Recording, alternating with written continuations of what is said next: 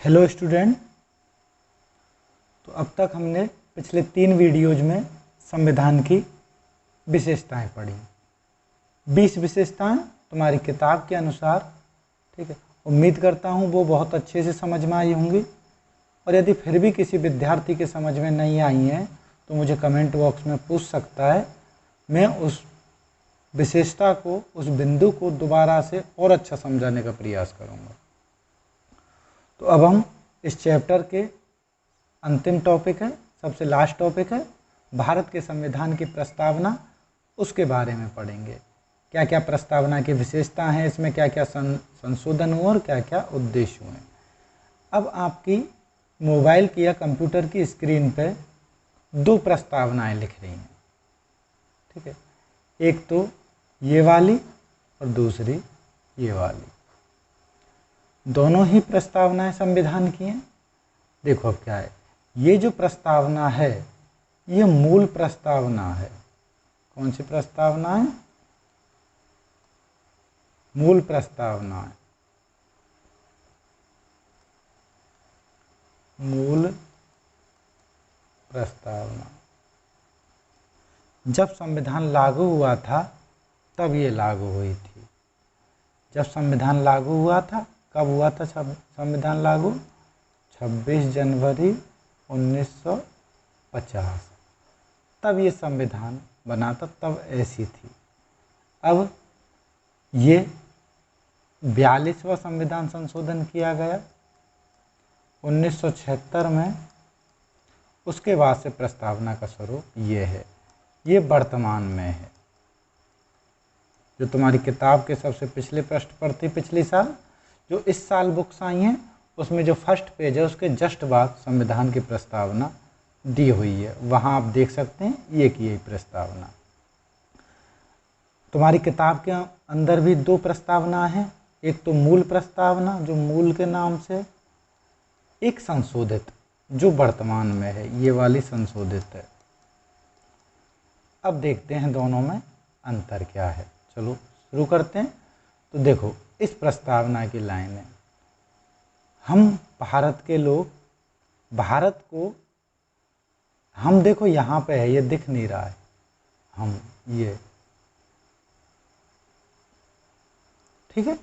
हम भारत के लोग भारत को एक संपूर्ण प्रभुत्व संपन्न लोकतंत्रात्मक गणराज्य के लिए तथा उसके समस्त नागरिकों को सामाजिक, आर्थिक और राजनीतिक न्याय, विचार, अभिव्यक्ति, विश्वास, धर्म और उपासना की स्वतंत्रता, प्रतिष्ठा और अवसर की समता या समानता को प्राप्त कराने के लिए तथा उन सब में व्यक्ति की गरिमा और राष्ट्र की एकता सुनिश्चित करने वाली बंधुता को बढ़ाने के लिए दृढ़ संकल्प होकर अपनी इस संविधान सभा में आज 26 नवंबर 1949 ईस्वी मिति मार्गशीर्ष शुक्ल सप्तमी संवत 2006 विक्रमी को एतद द्वारा संविधान को अंगीकृत, अधिनियमित और आत्मार्पित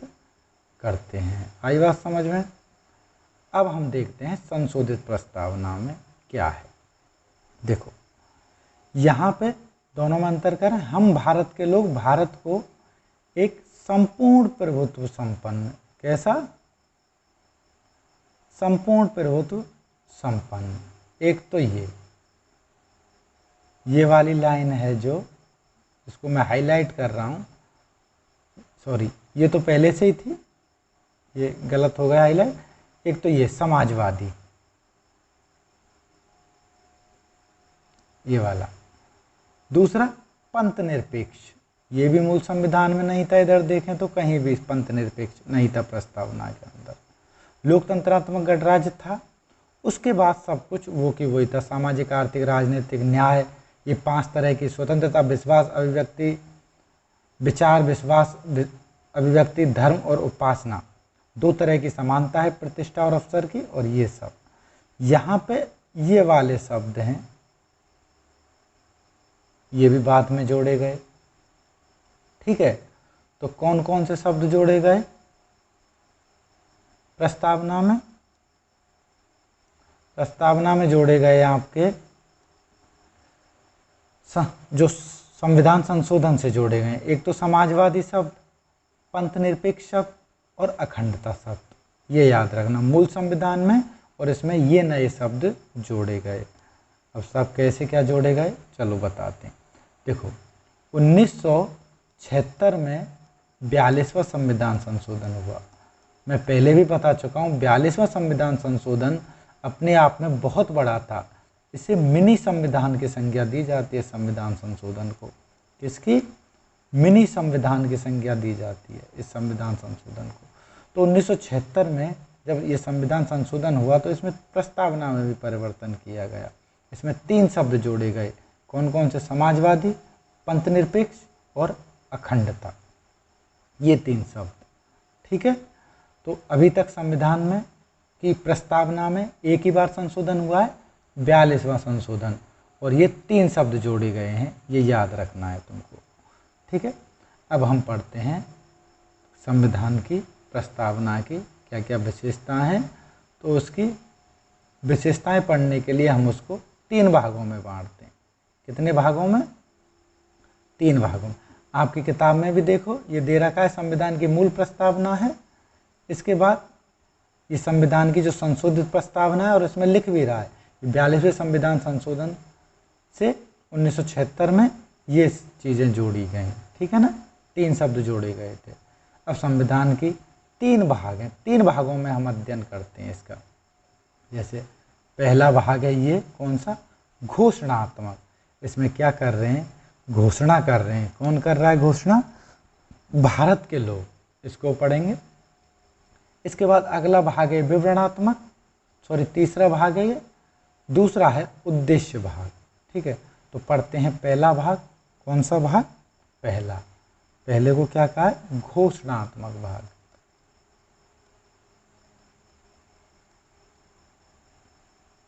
घोषणात्मक भाग। देखो जैसे हमने अभी क्या पढ़ी? प्रस्तावना पढ़ी, और प्रस्तावना की पहली लाइन क्या है? हम, देखो ये वाली, हम भारत के लोग, ये जो लाइन है ये क्या है? ये घोषणा कर रहे हैं। कौन कर रहे हैं? भारत के लोग कर रहे हैं घोषणा। कैसे पता चलता है? लास्ट वाली लाइन पढ़ो कि दृढ़ संकल्प होकर अपनी संविधान सभा में आज तारीख 26 नवंबर 1950 को, ये हिंदी कैलेंडर के अनुसार, को एतद द्वारा संविधान को अंगीकृत, अधिनियमित और आत्मार्पित किया है। तो किसने की है घोषणा? स्वीकार, अंगीकृत करने की, अधिनियमित करने की और आत्मार्पित करने की? भारत के लोगों ने। तो एक तो ये वाला लाइन, हम भारत के लोग, और ये तुम्हारा नीचे वाला भाग कौन सा? देखो ये वाला, ये जो वाला भाग है ये पूरा, ये वाले भाग कहलाते हैं घोषणात्मक भाग। कैसे? घोषणात्मक। तो आगे होगी समझ में, उम्मीद करता हूँ। हाँ, तो इस किसने स्वीकार किया है इसको? भारत के लोगों ने। घोषणा कौन कर रहा है इसकी? भारत के लोग। अब संविधान को शक्तियां कहाँ से मिली? ये भी एक प्रश्न है कि सब संविधान इतना शक्तिशाली है, इसको कहाँ से मिली? तो जो पहली लाइन है, हम भारत के लोग, वहाँ से इस संविधान को शक्ति मिलती है। आई बात समझ में? अगले भाग पर आ जाते हैं हम, उद्देश्य भाग। उद्देश्य भाग में 3 चीज़ें हैं, संपूर्ण प्रभुत्व संपन्न 3-4 चीज़ें हैं। समाजवाद, पंथ निरपेक्ष, लोकतंत्रात्मक गणराज्य। ठीक है, अब इन चीज़ों के बारे में हम विस्तार से पढ़ते हैं। चलो प्रस्तावना को ही खोलते हैं दोबारा से। तो प्रस्तावना के अंदर क्या है?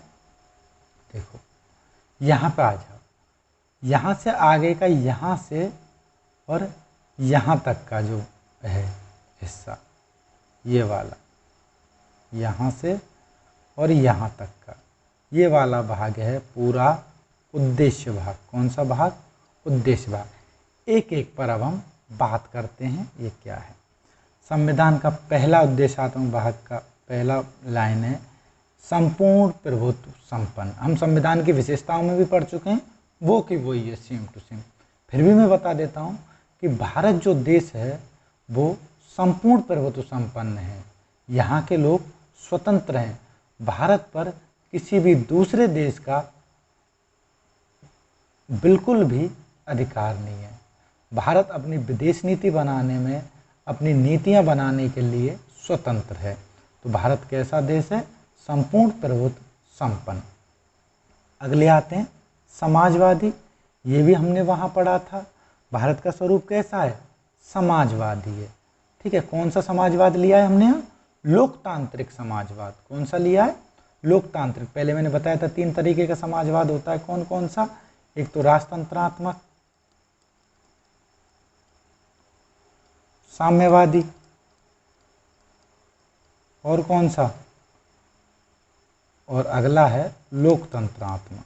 लोकतंत्र में रहकर जो समाजवाद होता है। ठीक है, तो कौन सा लिया है भारत में? ये वाला।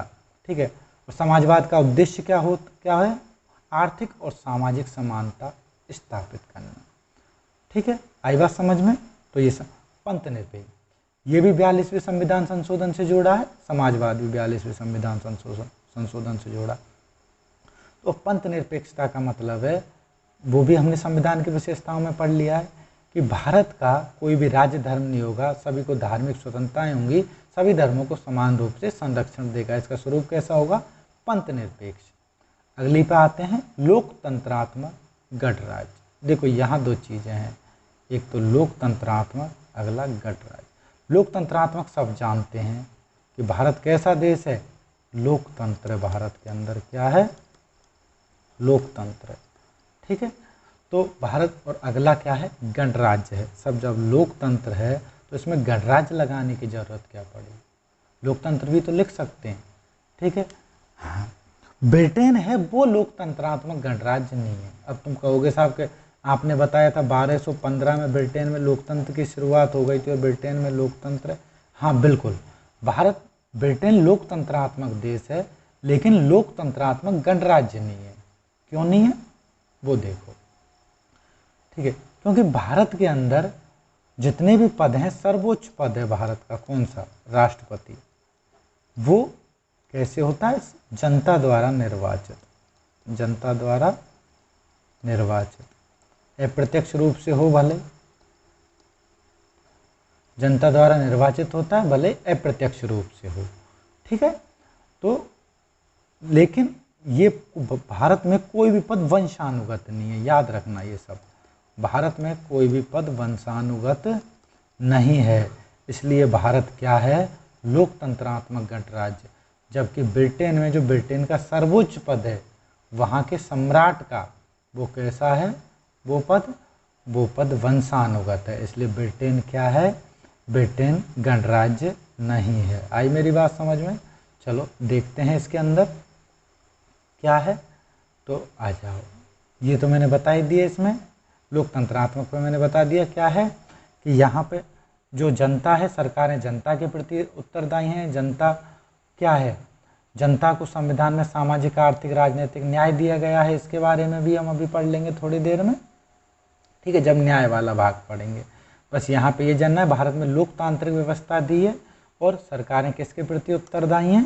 किसके प्रति उत्तरदायी हैं? जनता के प्रति उत्तरदायी हैं। गणराज्य का मतलब क्या है? भारत में सभी पद कैसे हैं? निर्वाचित हैं, कोई भी वंशानुगत नहीं है। जबकि ब्रिटेन में क्या है? सम्राट का पद वंशानुगत है, इसलिए वो गणराज्य नहीं है। तो ये हो गया उद्देश्य भाग। ठीक है, अब हम आते हैं विवरणात्मक भाग में। ठीक है, तो एक थोड़ा सा हम संविधान की प्रस्तावना पे एक बार और नज़र डालते हैं। ठीक है, आई बात समझ में? अब इसमें देखो कौन सी चीज़ है जो तुमको और थोड़ा सा ध्यान देनी है। चलो अब देखो आप इसमें, ये चलो मिट गया। देखो न्याय, देखो ये 3 चीजें हैं, स्वतंत्रता, समानता और बंधुता। और होगा कहाँ गया? ये रहा बंधुता। ये 3 चीजें कहाँ से ली हैं? याद आ रहा है? स्वतंत्रता, समानता या समता और बंधुता। ये चीज़ें ली हैं हमने तीनों कहाँ से? फ्रांस की क्रांति से, फ्रेंच रिवॉल्यूशन से। तो इस पे फ्रांस की क्रांति का भी प्रभाव है। फ्रांस की क्रांति का मुख्य नारा क्या था? स्वतंत्रता, समानता, बंधुता, ये नारा था, याद हो तो। ठीक है, तो ये तीनों शब्द हमने वहाँ से लिए हैं।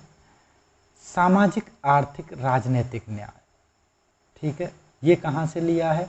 तो कितने तरीके का न्याय है हमारी प्रस्तावना में? 3 तरह का, सामाजिक, आर्थिक और राजनीतिक, याद रखना 3 तरीके का न्याय। ये लिया है हमने सोवियत संघ से। कहाँ से? सोवियत संघ से। आगे आते हैं स्वतंत्रता पे। 5 तरह की स्वतंत्रता हैं: विश्वास, विचार, अभिव्यक्ति, विश्वास, धर्म और उपासना। तो संविधान में 5 तरह की स्वतंत्रताएं दी हुई हैं। प्रस्तावना के अंदर हमको कौन कौन सी? विचार, अभिव्यक्ति, विश्वास, धर्म और उपासना।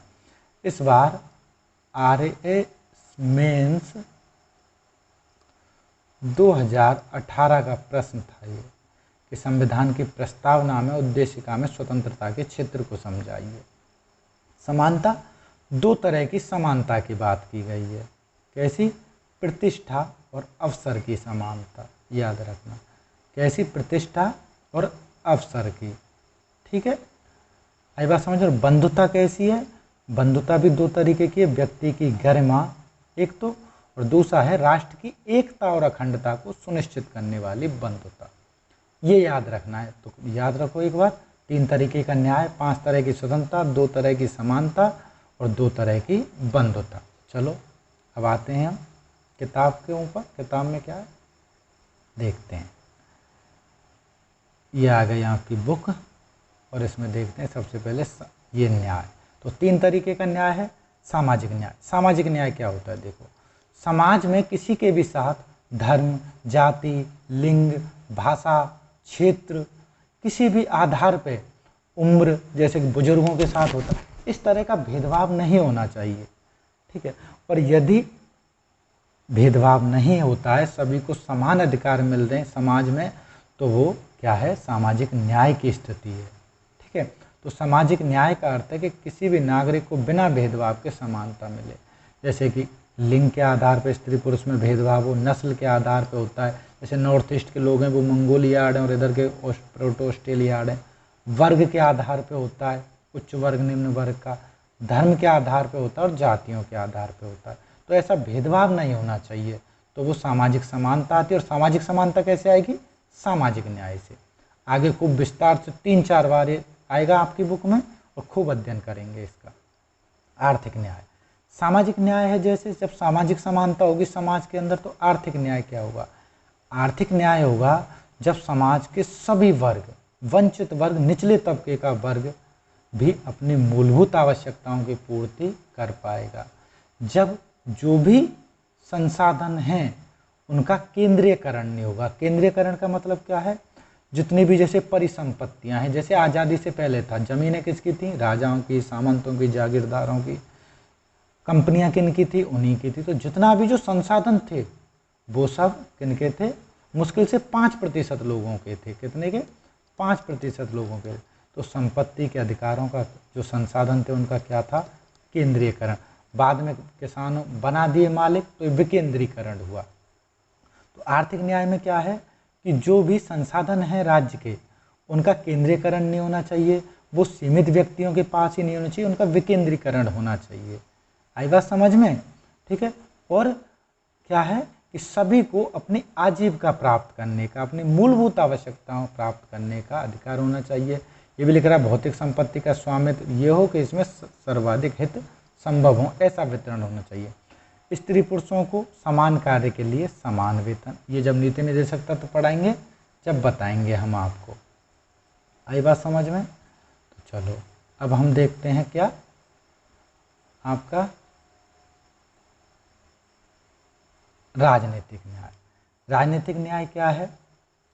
राजनीतिक न्याय भारतीय संविधान में वयस्क मताधिकार की व्यवस्था की गई है। किसकी? वयस्क मताधिकार की। वयस्क मताधिकार क्या होता है? वयस्क मताधिकार है कि 18 वर्ष की उम्र के से अधिक जितने भी नागरिक हैं, 18 वर्ष की उम्र के अधिक जितने भी नागरिक हैं, वो सब क्या कर सकते हैं, मत डाल सकते हैं। ठीक है। दूसरा राजनीतिक न्याय का मतलब है तुम्हारे गांव में सरपंच का पद है, सरपंच के पद से लेकर सरपंच पंच के पद से लेकर राष्ट्रपति का, यदि तुम उनकी योग्यताएं पूरी करते हो, उनके पदों के लिए जो योग्यताएं हैं, तो तुम उन सभी पदों के लिए चुनाव लड़ सकते हो। और यदि जरूरी मत जो है उसका क्राइटेरिया उसको पार करते हो तो तुम उस पद तक पहुंच सकते हो। यानी कि राजनीतिक रूप से भारत के संविधान में कोई भी भेदभाव भारत के नागरिक के साथ नहीं होगा। आई बात समझ में? अब आगे आ जाओ, स्वतंत्रता, समानता, बंधुत्व। कहाँ से लिया है हमने ये नारा? बताया था मैंने, फ्रांस की क्रांति से। ठीक है। सबसे पहले पढ़ते हैं स्वतंत्रता। तो मैंने बताया था 5 तरह की स्वतंत्रता है, विचार, अभिव्यक्ति, विश्वास, धर्म और उपासना। ठीक है, तो ये तो बता ही दिया। समानता, देश के 2 तरह की समानता है, प्रतिष्ठा और अवसर की समानता, सभी देश के नागरिकों को दी गई है। बंधुता, ये भी मैंने 2 तरह की बताई थी, व्यक्ति की गरिमा और राष्ट्र की एकता और अखंडता को सुनिश्चित करने वाली बंधुता। ये तो ये थी स्वतंत्रता, समानता, बंधुत्व। सीधा सा रटना है, ऐसा कुछ खास है नहीं। ठीक है, ये यहाँ पे दोबारा से बता दिया है स्वतंत्रता, समानता, बंधुत्व को, कि राष्ट्र की एक, व्यक्ति की गरिमा व राष्ट्र की एकता। 42वें संविधान संशोधन से यह अखंडता शब्द जोड़ा था, ये मैंने बता ही दिया आपको। कौन सा शब्द जोड़ा था? अखंडता शब्द। किससे? 42वें संविधान संशोधन से।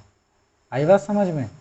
ये रहा, तो इसमें अखंडता शब्द जोड़ा गया। ठीक है, इसका मूल उद्देश्य भारत की एकता और अखंडता को सुनिश्चित करना है। भारत में क्या है, समय समय पर अलगाववादी भावनाएं प्रबल हुई। अलगाववादी भावना का मतलब है न्यारा होना, अलग होना। ऐसी प्रवृत्तियां होती है, जैसे नॉर्थ ईस्ट में थी, जम्मू कश्मीर में थी, पंजाब में थी, दक्षिण के राज्यों में भी आई, लेकिन जब बाद में धीरे धीरे समाप्त होती गई और भारत की एकता और अखंडता को बल मिला। और उसी भावना को बल देने के लिए अखंडता शब्द 42वें संविधान संशोधन से जोड़ा गया। क्योंकि भारत में इतने तरीके से भेदभाव था, क्षेत्रीयता, प्रांतवाद, भाषावाद, सांप्रदायिकतावाद, इस तरह से अलगाववाद की भावनाएं आ रही थी। तो इन सब को भुला के अखंडता को याद रखो, इसलिए इस शब्द को इसमें जोड़ा गया। कौन से संविधान संशोधन से? 42। तो मैंने बता ही दिया, प्रस्तावना में एक ही संशोधन हुआ 42वां, और 3 शब्द जोड़े हैं। कौन कौन से? समाजवाद, पंथनिरपेक्ष और अखंडता। ये हो जाता है तुम्हारा चैप्टर कंप्लीट। और यदि इस चैप्टर में कहीं भी कोई दिक्कत है तो बेझिझक आप कमेंट बॉक्स में पूछ सकते हैं। यदि आपको ये चैप्टर पसंद आया है तो हमारे वीडियो को लाइक कीजिए और चैनल को सब्सक्राइब कीजिए। धन्यवाद।